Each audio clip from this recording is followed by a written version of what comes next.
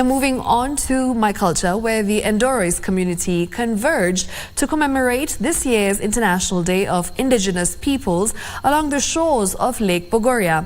This week on My Culture, we focus on the rituals performed to appease the ancestors by this community.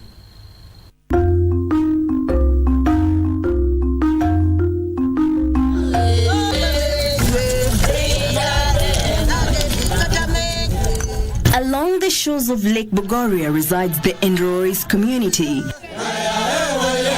To commence the celebrations, a section of members from the community converged to celebrate International Day of Indigenous Peoples. In the Ndo community, elderly women are believed to be clean, hence they perform the rituals. Through song and dance, the women lead the ceremony.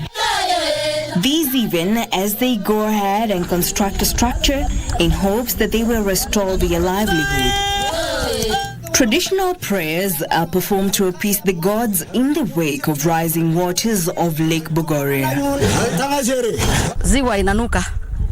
So, tunaomba Mungu ya kwamba hii ni nini imetutokea kwa ziwa. Harufu imekuwa mbaya, imefika Baringo mzima.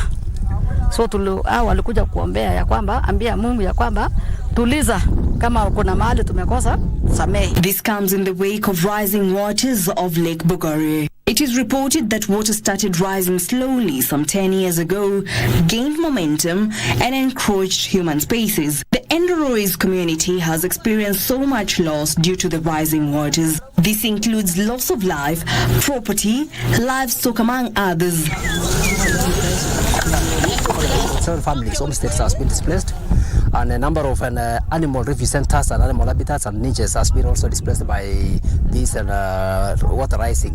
Learning was affected as learners had to assist their parents to resettle. The tourism sector was affected when the rising levels submerged the geysers and hot springs, while flamingo population at the water body dropped.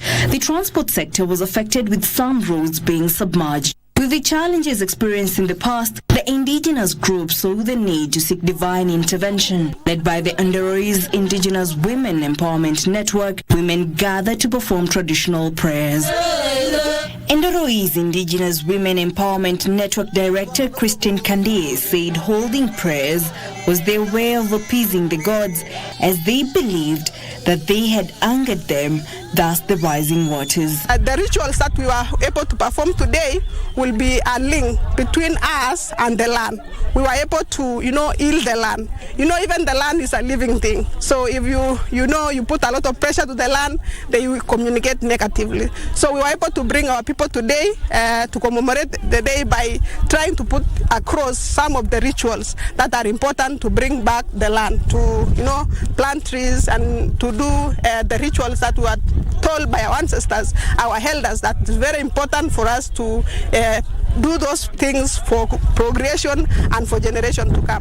There are 476 million indigenous people in the world living across 90 countries. Indigenous people practice and have inherited unique culture and ways of relating to people and the environment. At the same time, the community has retained social, cultural, economic and political characteristics that are distinct from those of the dominant societies.